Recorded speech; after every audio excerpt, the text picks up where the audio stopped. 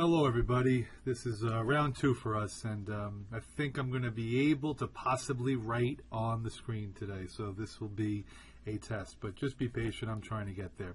So for time period 2, 1607 to 1754, remember 1607 is the founding of Jamestown, the first English colony, successful English colony, and 1754 is the beginning of the French and Indian War.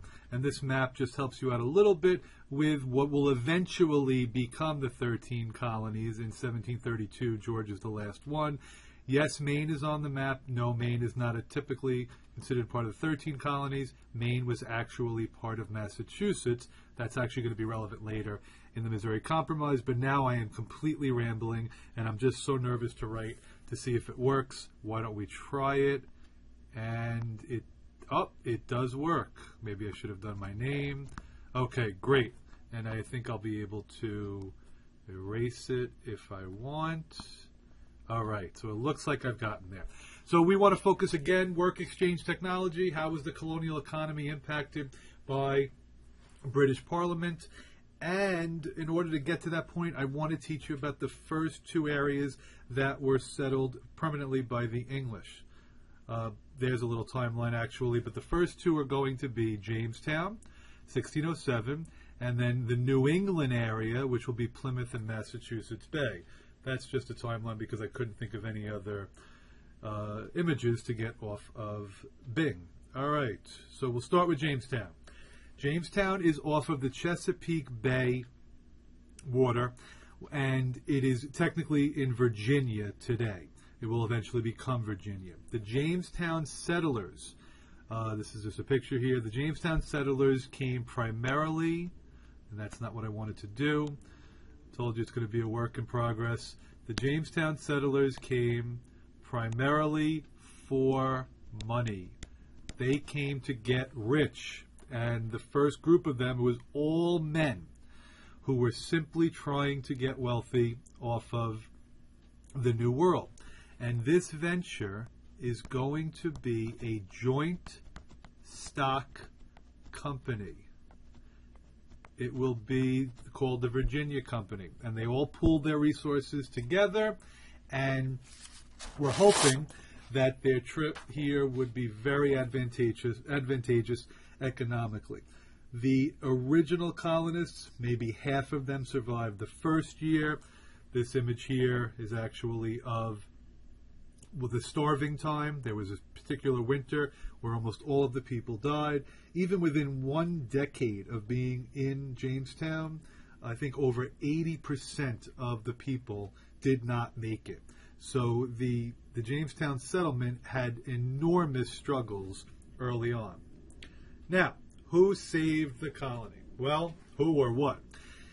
Yes, this says love triangle, and these three people might be familiar to you. I'm just not sure if you have the full story. John Smith is over here. John Rolfe is over here, and that is some image of Pocahontas. This is, I think, the Disney version. I've never seen the movie, but you'll have to let me know. Now, who are these people? John Smith was one of the original leaders of the Jamestown colony. And he was very, very frustrated with the lack of a work ethic from the original colonists. Now, I will tell you, I learned something about John Smith today, first time, 21 years teaching, and I never knew this. Before he went to Jamestown, when he was 20 years old, he went to Hungary with the Habsburg forces. Now, I've only gotten the attention of the AP Euro people by saying Habsburg. And he wanted to fight the Turks.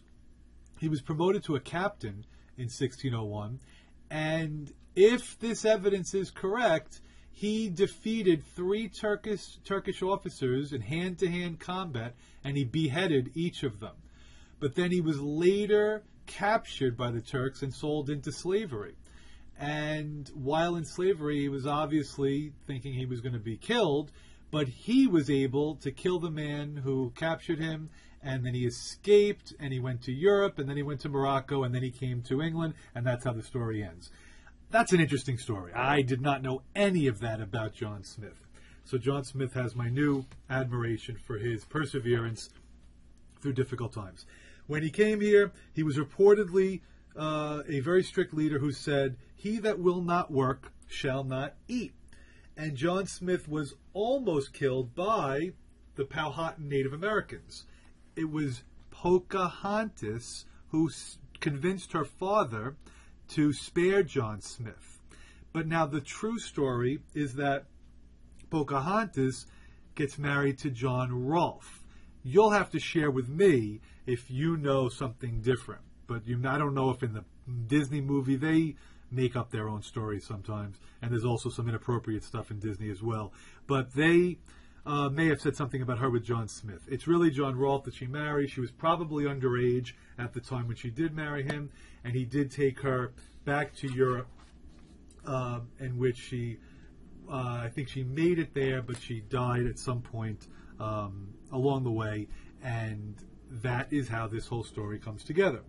These two people, John Smith, John Rolfe, are able to save the colony because of the introduction of tobacco. It is tobacco that will save them because it was such a popular item that they could sell back to people in England for a profit. So when you think of the founding of America, you can say we were largely based on the success of tobacco. Okay, next.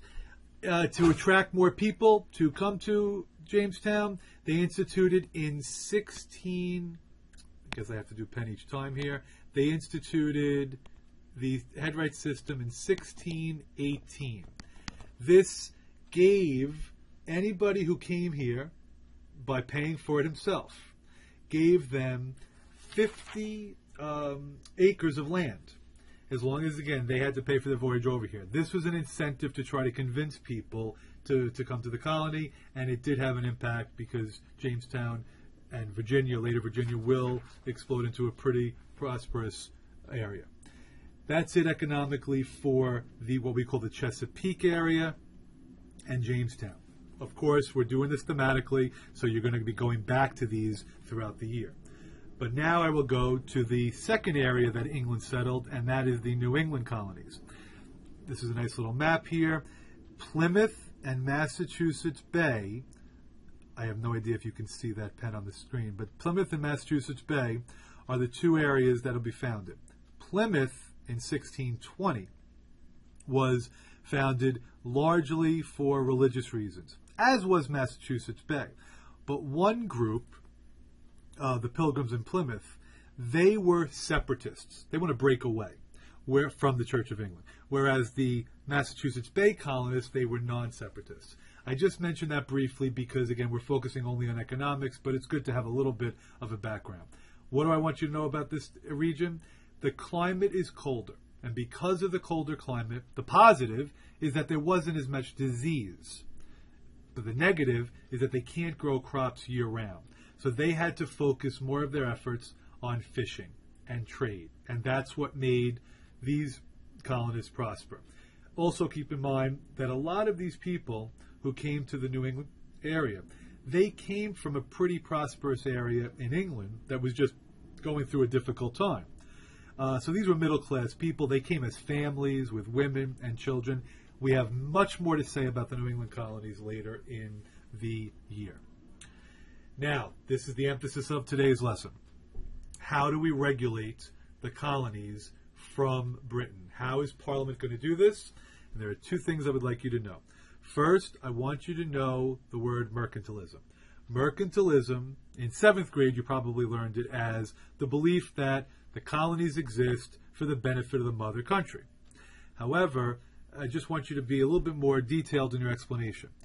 The rules stated that colonies can, if they make goods, they can only be delivered on a British ship, and they can only be sent directly to a British port. And the laws that stated that are, I said it right here, the Navigation Acts.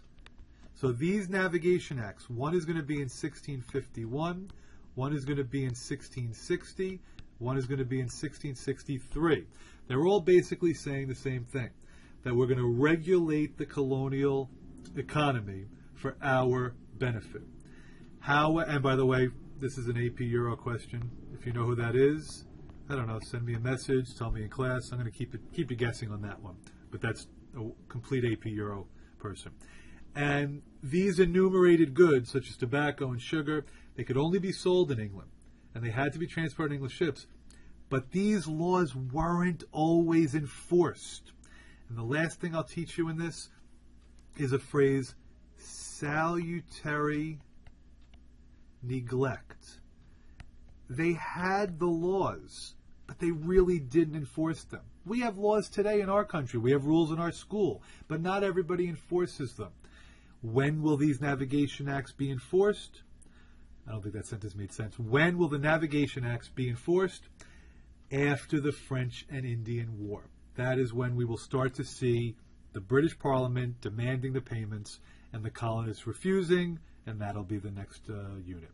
I hope this went well for everybody. Now my job is to try to figure out how to post it onto YouTube. Have a great day, and I will see you in class.